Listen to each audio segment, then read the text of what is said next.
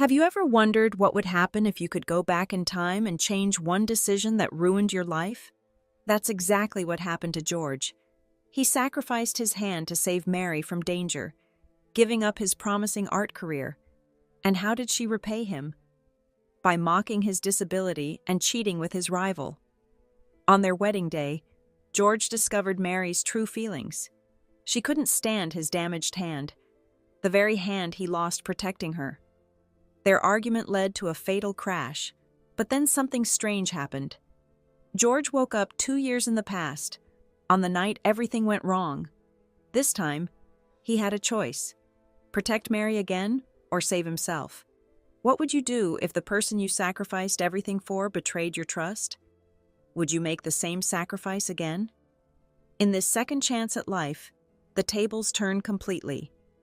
Now it's Mary who faces the consequences of her actions, while George watches as karma unfolds before his eyes.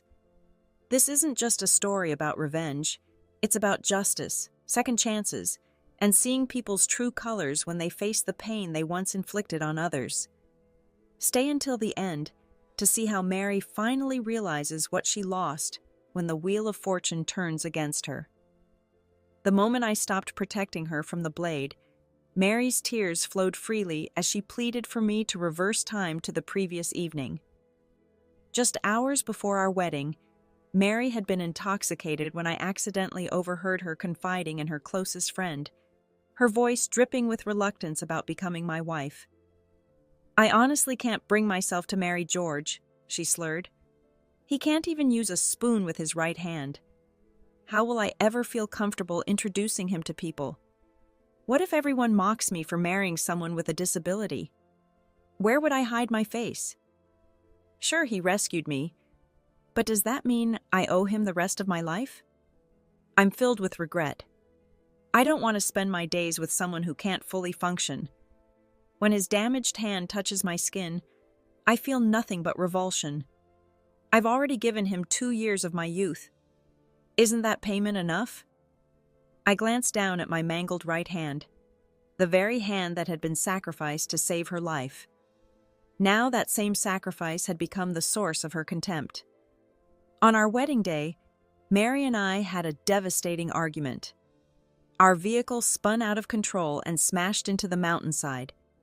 In that critical split second, my instinct was to shield her body with mine before darkness overtook me. When consciousness returned, I found myself transported back to that fateful night 2 years earlier, the night my right hand was permanently damaged at the bar. Mary was thoroughly intoxicated, sobbing as she revealed her true feelings to her friend, clearly unwilling to become my bride. Beside her sat Jack, her perfect match, feigning sympathy as he said, "This is entirely my fault. If I had stayed in that alley, George wouldn't have needed to rescue you, and you wouldn't feel forced into this marriage. Isn't what he's doing emotional blackmail? If George truly loves you, how could he burden you this way? Loving someone means wanting their happiness, right? But you're miserable with him." "You're absolutely right, Jack," Mary nodded. "We're perfect together. Why don't I just run away from this wedding?" Jack gazed at Mary with gentle eyes. "If you really don't want to marry that cripple, just give me a nod and I'll whisk you away right now. You know I've always had feelings for you." I stared at my disfigured hand, bitter irony washing over me. All this suffering was for her. How could she have forgotten?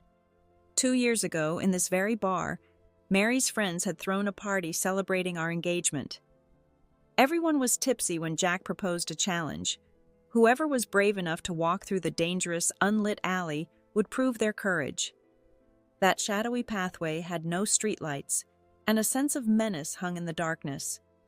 Following Jack's taunting words, "If you're all too scared, I'll go alone. Bunch of cowards," Mary defiantly stood up beside him. "I'll go with you," she declared, glaring at the others. "You're all just cowards." I grabbed Mary's arm, trying to reason with her. "Don't take unnecessary risks. Remember what Annie warned us about being reckless?" Jack immediately mocked my concern. "Stop hiding behind Andy's words, George. Mary's a grown woman." Our friends attempted to talk sense into them. The alley was completely black, and the moment they entered, Mary clutched Jack's arm tightly. "Jack, I'm so scared," she whispered in that soft, vulnerable voice I knew so well. "You have to hold me." Jack wrapped his arm around her shoulder, pulling her close. "Don't worry, I'm right here." He'd completely forgotten about me, her actual boyfriend, walking behind them. Sure enough, halfway through the alley, two men suddenly jumped out brandishing knives, demanding our valuables. Mary's reaction was immediate and telling. She shoved Jack away and darted behind me, screaming at him, "Jack, run! Go get help!" Then she pushed me forward. "George, save me!" When the robbers saw Jack flee, they became enraged and lunged toward Mary with their blades raised.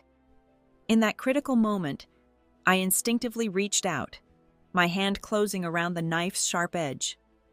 Blood poured from my palm onto Mary's face, causing her to faint from shock.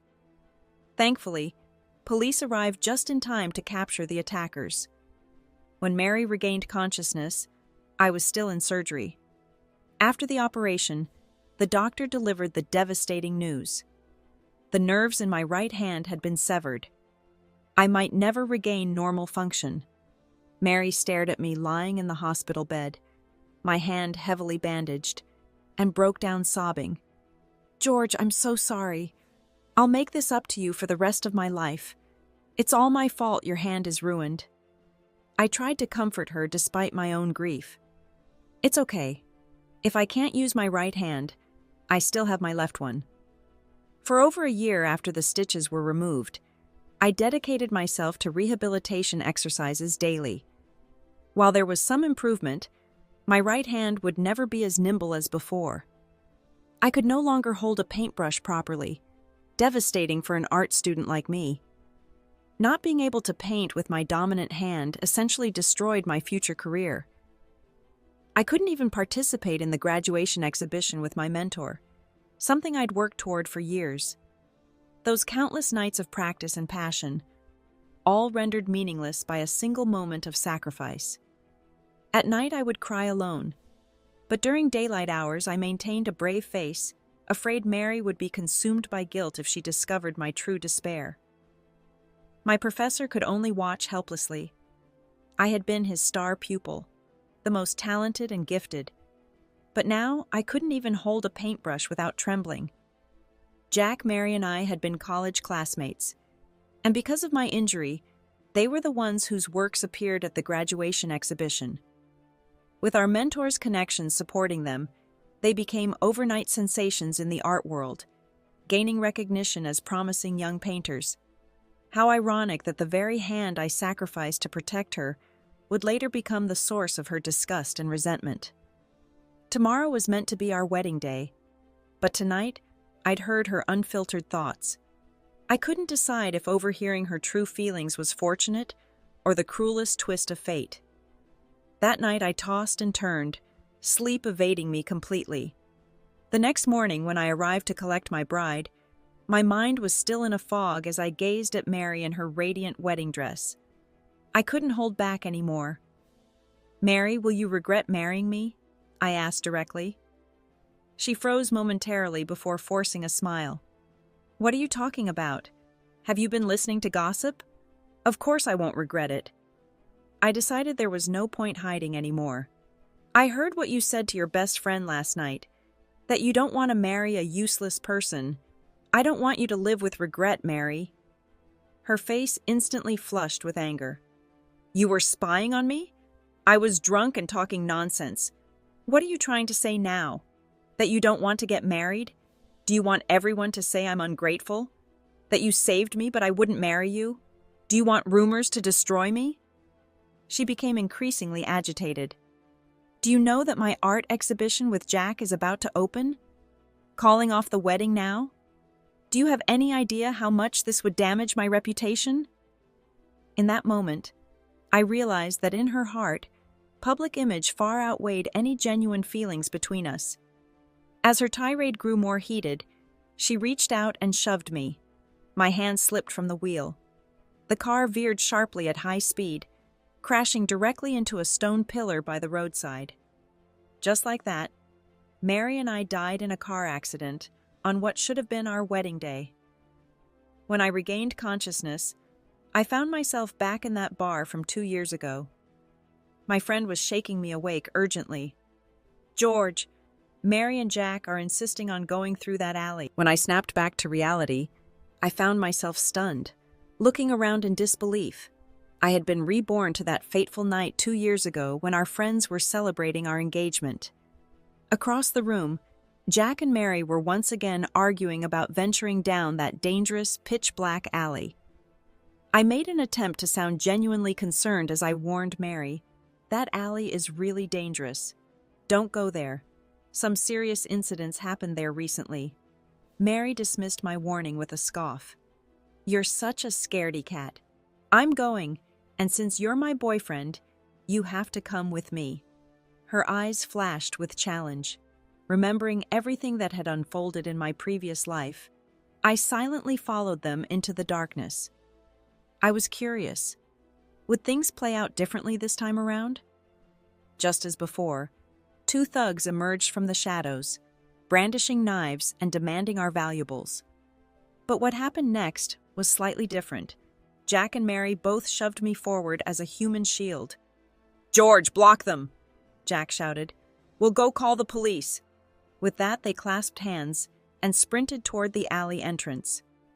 After just a few steps, Mary tripped over some scattered garbage. Jack glanced back at the knife in the thug's hand, then turned and fled without a second look at Mary. I watched as one of the attackers approached Mary on the ground. Hearing her terrified screams, I made a different choice this time. I had to protect myself first. I wrestled with the other thug, rolling around on the filthy pavement. Police sirens wailed in the distance, prompting the attackers to abandon us and flee.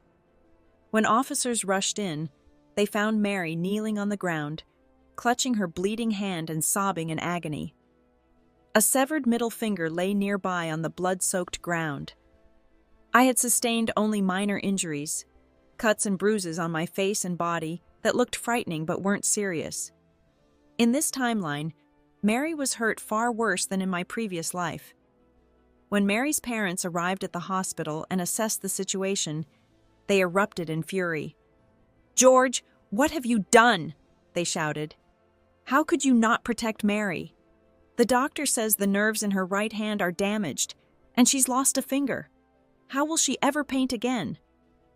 My parents had arrived moments earlier, and upon hearing this accusation, my father immediately fired back. "What do you mean she wasn't protected?" All their friends confirmed that everyone warned her not to go into that alley. She insisted on going in with Jack and dragged George along. Who else can she blame for this? My mother added, "We haven't even mentioned how your daughter dragged George into danger. She has a boyfriend but doesn't listen to his advice and stays so close to Jack. We've been polite enough not to bring that up until now." The hospital hallway became a battlefield of accusations, while inside the emergency room, doctors fought to save what they could of Mary's artistic future. The heated exchange continued as my father confronted Mary's parents directly. "You're the ones throwing accusations first. If she prefers Jack, then she should be with him. You complained he has no money, so now she's with my son but still tangled up with Jack. What kind of game is this?" I reflected on my previous life. After my injury, my parents seemed to age a decade overnight. My mother, terrified I would sink into depression, always hid her tears, crying silently when she thought I couldn't see. Her eyes had nearly gone blind from weeping. My father lost all passion for running his company, and our business gradually declined while Mary's family strategically seized many of our clients. Even worse, from the moment I was injured, Mary's mother had constantly pressured her to leave me, arguing that an artist cannot be with a disabled person and that she was better suited for Jack. As our wedding date approached, Mary's parents had demanded a significant portion of my family's company shares as a betrothal gift, placing my family under impossible financial strain. But this time, everything was playing out differently. My mother held me close, whispering gently, "George, It's okay. None of this is your fault. One of our friends who had witnessed everything stepped forward to support us. Annie was there when George warned Mary not to go. She refused to listen. You really can't blame him for this. Mary's mother, fuming with anger, turned her rage toward Jack. I've been saying for years that Mary shouldn't spend so much time with him, and now look what's happened. How quickly things change. The future son-in-law that Mary's mother... I remained alone outside the operating room. When Mary's surgery finally ended, the doctor emerged shaking his head grimly. The laceration was extremely deep. The patient's right-hand nerves were completely severed. Although we've managed to reattach them, the functionality of her right hand will be permanently compromised. Additionally, he paused. Her middle finger was severed for too long to be reattached. She can be fitted with a prosthetic in the future. Upon hearing this news, Mary's mother wailed dramatically. My poor daughter! How can she possibly cope with losing a finger? Doesn't this mean she's disabled? Just as Mary was being wheeled out of surgery, still groggy from anesthesia, she caught her mother's words. Tears immediately streamed down her pale face as the devastating reality sank in. Her hand would never function normally again. Her artistic future forever altered. The irony wasn't lost on me. In this new timeline, our fates had been reversed. In this new reality, our roles had reversed completely. The bullet that had struck me in my previous life had now found Mary. At just 23 years old, fresh out of college, Mary's hand had suffered permanent damage, while I remained unharmed. I stayed by her bedside at the hospital, watching her grieve beneath the hospital blankets. I'm completely useless now, she sobbed. My finger is gone, and I'll never be able to draw again. I tried to console her. Don't worry. The doctor mentioned you can get a prosthetic. She wiped away her tears, a flicker of hope crossing her face. Really? Can I still draw after getting a prosthetic finger? I hesitated, torn between comforting lies and harsh reality. Finally, I decided she deserved the truth. Mary, because the nerves in your right hand have been severely damaged, you won't be able to draw with that hand anymore. Upon hearing this devastating news, Mary completely unraveled. She demanded everyone leave her hospital room, then began destroying everything within reach. She had clung to the belief that a prosthetic finger would allow her to continue painting, never expecting that nerve damage would make that impossible. Outside in the hallway, Mary's mother wept openly. When she spotted me, she grabbed my hand desperately. George, please, she begged. I know you truly care for Mary. Don't abandon her just because... I gently patted her head. It's okay. It's just a right hand. We'll take it one step at a time. Get a prosthetic. Do rehabilitation exercises. Things will improve. Don't be afraid. From that day forward, I stayed by her side daily, helping her learn to use her left hand for basic tasks. Eating, brushing teeth, washing her face. Everything had to be relearned from scratch. However, when the doctor removed the bandage from her right hand to change the dressing, exposing the raw, horrific wound where her middle finger had been, the gruesome stitches clearly visible, she collapsed emotionally once again. For someone who had always prized beauty and perfection, this permanent disfigurement was devastating. I could only comfort her with unwavering patience and gentleness. Each day, I brought fresh flowers to her room, shared amusing stories from our graduating class, ate meals with her, and praised her rehabilitation progress. All the while, I noticed hesitation in her eyes, a question she wanted to ask but couldn't bring herself to voice. Finally, she gathered her courage. Is Jack back at school for the graduation art exhibition? I nodded. Yes, he went back. I saw him yesterday on campus. I wanted to tell him about your condition, but he was deep in conversation with a senior student about graduation artwork. He didn't even notice me. Mary's expression immediately darkened. Was it that first-year graduate student, Lisa? I thought for a moment before answering. I believe so. Lisa was a well-known senior in our art department, beautiful and from a wealthy family. Jack was aggressively pursuing her, having completely forgotten about the now disfigured Mary. Meanwhile, my own artwork had received exceptional recognition from our professor, who singled me out for praise during class. My classmates were genuinely happy for me, insisting I celebrate by treating everyone to dinner. The world had shifted dramatically with this second chance at life. I agreed to the dinner and invited everyone to a restaurant near campus that evening, letting them know they could bring their partners too. The group was excited, and Mary accompanied me to the gathering. During the meal, I carefully arranged her place setting and assisted her with serving food. She struggled to use her left hand with the spoon, and while trying to eat some shrimp paste, her unsteady grip caused it to fall, splattering onto the girlfriend of a classmate seated beside us. The freshman girl reacted with immediate disgust.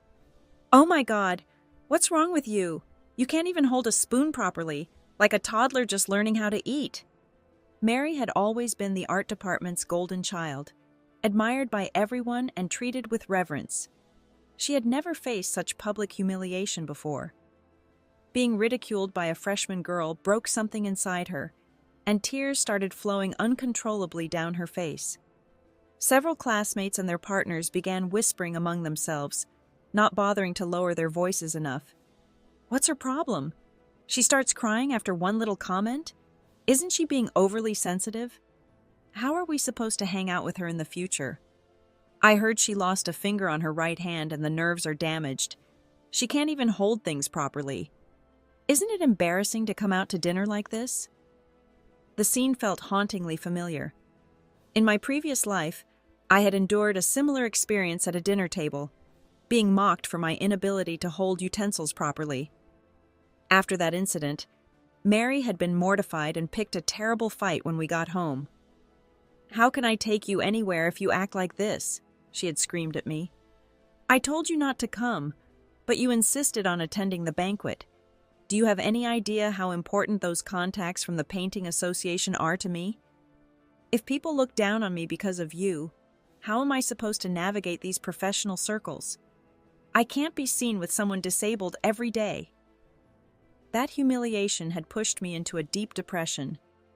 I became increasingly withdrawn, reluctant to face crowds or even leave my home. Meanwhile, Mary had started dating Jack, and they were celebrated as the perfect pair of rising young artists. Yet whenever she needed access to my family's business connections, she would manipulate me with sweet talk. I gently continued my explanation to the dinner group. "Her right hand can't grip things properly anymore, and she's lost her strength in it. She's working really hard to learn to use her left hand now. Please try to understand." Mary's face flushed an even deeper shade of red as tears streamed down her cheeks. After we rushed home from the humiliating dinner, she immediately erupted the moment we stepped inside. "Did you really have to announce to everyone that my hand is broken? Did you find that entertaining? Were you deliberately trying to humiliate me?" Her parents and sister, hearing the commotion, came to see what had happened. I put on a wounded expression. Today I took my classmates out for dinner, and knowing Mary was feeling down, I brought her along to cheer her up, I explained innocently. During the meal, she accidentally spilled food on someone, and I simply explained her situation to everyone. I think she felt embarrassed about it. I lowered my head, pretending to be understanding. "It's okay. Mary is sensitive these days. She might have had an argument with Jack today, so she's not in the best mood. I completely understand." There was a subtle implication in my words that her family immediately detected. Her mother gave her a disapproving look. "Isn't George good enough for you? Look at the situation you're in now." But Mary refused to back down. "Yes, I embarrassed you all, but my hand is permanently injured. Am I not allowed to feel sad and upset about that?" Her sister Lisa tried to mediate. "Sister, try not to get so worked up. Your hand is injured, and recovery takes time. You need to be patient with yourself." Without warning, Mary raised her hand and slapped Lisa hard across the face. Stop talking nonsense. Don't think I don't know what you're really thinking. You've been jealous of me since childhood. You could never measure up to me in anything. Now that my hand is useless, aren't you just thrilled and proud?" Lisa covered her stinging cheek, tears welling in her eyes. "That's not true. It's really your fault. You're involved with George while still being entangled with Jack." As Mary prepared to strike her sister again, I quickly intervened, grabbing her arm. "Mary, that's enough. Just because you're injured doesn't mean you can treat everyone however you want. Think about how heartbroken your parents and sister must feel seeing you like this." Finding that no one was taking her side, Mary screamed in frustration. "I don't want your concern. I hate all of you." She ran back to her room in tears, slamming the door behind her. Although Mary couldn't paint with her right hand anymore due to her injury, and would likely have to postpone her graduation, she still desperately wanted to return to school to find Jack. She decided to go back to the classroom to prepare for upcoming lessons. That particular day, I couldn't accompany her because my instructor had scheduled a special class. The timeline was shifting in unexpected ways, but the fundamental character flaws remained unchanged. I had informed Mary before she left that everyone would be in the studio making final adjustments to their graduation pieces. This was a crucial moment for all of us. The student whose work earned first place would have their art displayed alongside our instructors, guaranteeing immediate attention from the art world. Jack and I had consistently ranked at the top of our class. Our teacher respected my natural talent while acknowledging Jack's technical skills, making it difficult to choose between us during evaluations. This time, determined to secure first place, Jack had specifically asked a senior student for guidance, and the two had been spending time together daily, growing increasingly intimate. When Mary arrived at the studio, she found Jack and his senior classmate making final modifications to his piece. The older student held the brush delicately, pointing at the canvas. "This section needs adjusting too." Jack seized the opportunity to take her hand in his. "Senior, please show me how," he said with a flirtatious smile. They exchanged knowing looks, completely absorbed in each other. Before they could begin painting, Mary suddenly charged forward, knocking over an. He continued defensively. "Besides, I never pushed you. Don't falsely accuse me. Do you have any proof? If you're looking for someone to take responsibility, don't you have a boyfriend? Did he abandon you? Well, who would want a cripple anyway?" He sneered. "I heard you lost a finger. Is that true?" Mary trembled with rage. "What did you just say? After everything I've done for you, you dare speak to me like this?" The other students in the studio watched in shocked silence. Although they had heard rumors about Mary's injury, they hadn't known the full story until now. They certainly hadn't expected it to be so severe. Everyone understood how devastating the loss of manual dexterity would be for an artist, and learning that Mary had actually lost a finger filled them with sympathy for her plight. The tension in the room was electric as years of complicated relationships suddenly exploded into public view. Hearing Jack's cruel words, our classmates began criticizing him. "Jack, how could you say something like that? That's going too far," one objected. "Exactly," another added. "We're all classmates here. She's injured, and you're just making things worse." Jack, feeling humiliated in front of his senior crush, looked at Mary with even more contempt. Of course she can't graduate on her own merit. Now she's here causing trouble, wanting to prevent me from graduating too. Mary let out a primal scream, grabbing a craft knife from a nearby table. In a blur of motion, she slashed repeatedly across Jack's canvas, destroying months of work in seconds. Jack's eyes flashed with rage. With a resounding smack, he slapped Mary hard across the face. "Have you lost your mind? This was my graduation piece, and you've completely ruined it." His voice cracked with fury. "I won't let this go." He lunged at Mary again, but our classmates quickly intervened, forming a protective barrier between them. "Jack, stop it. Mary's hand is still injured," someone shouted. "Are you even a man attacking a girl like this?" Everyone rushed to pull Jack away, but not before Mary had taken another punch. Her face was already swelling, the bandage on her injured finger now covered in dust from falling to the floor. Jack continued shouting, his voice echoing through the studio. "I'm calling the police! I'm going to sue her for destroying my work!" Mary, tears streaming down her bruised face, cried out, "You were the one who said you liked me. You ran away when those men attacked us. Now you're here kissing your senior while I'm suffering. You hurt me and refuse to take responsibility. And you want to sue me? I should sue you for intentional injury. You pushed George forward in that alley and abandoned me." Jack played his final cruel card. "Who would ever like someone like you? I never said I had feelings for you." Mary collapsed to her knees, sobbing uncontrollably. "You lied to me. You've been lying to me from the very beginning." I stood outside the classroom, silently observing their ugly confrontation. The argument grew so heated that campus security arrived quickly, escorting both of them to the security office to resolve the incident. Although our mentor felt sympathy for Jack's ruined artwork, it was immediately disqualified when it came to light that it incorporated a senior student's concepts. Jack was eliminated from consideration, completely losing his chance to be featured in the mentor's prestigious exhibition. Meanwhile, my work was selected by our teacher for first place. When my graduation piece was exhibited alongside my mentor's collection, it received glowing reviews from art critics and media outlets. On the exhibition's opening day, my parents dressed elegantly for the occasion. My mother beamed with pride, saying, "I need to take more photos to share in my social groups. Everyone needs to see how talented my son is." In this new timeline, I had finally received the recognition that was stolen from me before.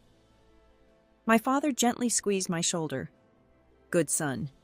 If painting is your passion, then pursue it fully. I won't pressure you to take over the company. I'm still in good health and can continue working for several more years." I embraced both my parents, feeling a warmth I'd never experienced in my previous life. "Don't worry," I assured them with a smile. "Your son will definitely make you proud. After I develop my art career for a few more years, I'll come back to help with the family business." My father laughed heartily. "You better not go back on that promise." "Of course not," I teased. My playful remark made my parents burst into laughter. Witnessing this scene of genuine family joy, I felt my eyes grow misty. In my previous life, I had never experienced such warmth. My mother's eyes had always been swollen from endless tears, and my father had aged prematurely from constant worry. This time, I was determined to protect myself and care for my family properly. My mentor praised my work effusively and informed me that my graduate school application had been accepted. He had even recommended me to prestigious international universities, offering me the opportunity to study abroad for a year before returning to complete my master's degree. Meanwhile, Mary remained at the university due to her delayed graduation. However, vicious rumors about her character spread throughout campus, stories claiming she had been playing both sides, wavering between Jack and me, labeled as a selfish, spoiled young woman. The once proud and haughty Mary was tormented by these whispers, feeling deeply wronged by the entire situation. I couldn't help but recall that critical moment in the alley when Jack and Mary had pushed me toward the armed thugs.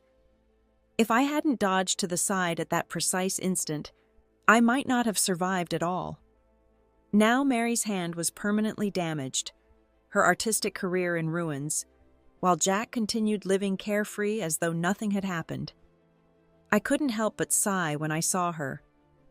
"If you hadn't listened to Jack back then, none of this would have happened," I told her gently. "He's completely unaffected, while you've suffered terribly because of him." The seed of hatred toward Jack grew deeper in Mary's heart with each passing day. Then something unexpected happened.